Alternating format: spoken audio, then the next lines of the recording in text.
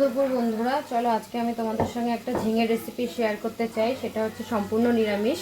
আমি প্রথমে একটু এইখানে সর্ষের তেল দিয়ে দেবো, কিছুটা পরিমাণে সর্ষের তেল দিয়ে দিলাম।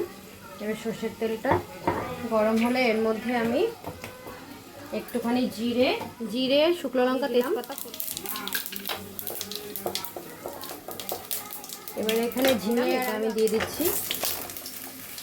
পাতলা পাতলা করে কেটেছি আলু আর ঝিঙে, সেটা আদা, আর অল্প ঝাল দেবো, অল্প যেহেতু এইটুকু ঝাল দেবো। আর হচ্ছে গিয়ে একটুখানি 1 চামচ মতন জিরের গুঁড়ো দিয়ে এটাকে আমি পেস্ট করে এই ঝিঙেটার মধ্যে দেবো।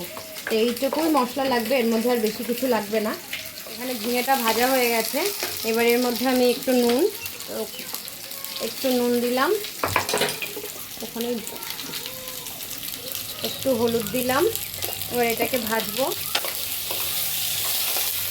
ভালো করে ভাজা হয়ে গেছে আমার। এবার আমি এখানে কিছুটা মুগ ডাল ধুয়ে ভিজিয়ে রেখেছিলাম। এবার এই ডালটাকে আমি এর সঙ্গে ভেজে নেব। সবটাই দিয়ে দিলাম। এবার একটা মিডিয়াম সাইজের টমেটো কেটে রেখেছিলাম, এটা আমি দিয়ে দিচ্ছি এর মধ্যে। টমেটোটা দিলে এটা খেতে খুব ভালো লাগে। 1 টেবিল চামচ মতন চিনি দিয়ে দিলাম। আর এখানে যেই মশলাটা আমি নিয়েছিলাম আদা জিরে লঙ্কা, এটা এর মধ্যে দিয়ে ভালো করে কষে নেব।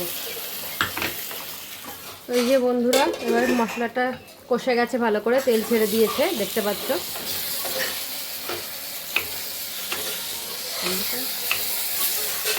এবার এর মধ্যে আমি কিছুটা জল অ্যাড করে এটাকে ডালটাকে সেদ্ধ করে নেব। এই যতটুকু জল লাগবে আমি ততটুকু জল দিয়ে এটাকে হতে দেব, আর কিছুই লাগবে না। নামানোর আগে একটু গরম মশলা আর ঘি দিয়ে এটাকে নামাবো। এবার আমি জলটা দিয়ে দিচ্ছি,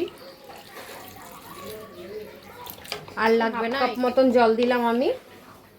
এটাই সিদ্ধ হয়ে যাবে ডালটা। এটা পুরো মাখা মাখা হবে, এটা বেশি ঘন মানে পাতলা হলেও ভালো লাগবে না, ঝোল হলেও ভালো লাগবে না। আমার এটা পুরো রেডি। এবার আমি এর মধ্যে কিছুটা ঘি দিয়ে দিলাম, ঘি, আর এদিকে আমি একটু গরম মশলা গুঁড়ো করে রেখেছিলাম, সেটা আমি দিয়ে দিচ্ছি অল্প একটু। এবার এটা মিশিয়ে আমি সার্ভ করে তোমাদের দেখাচ্ছি।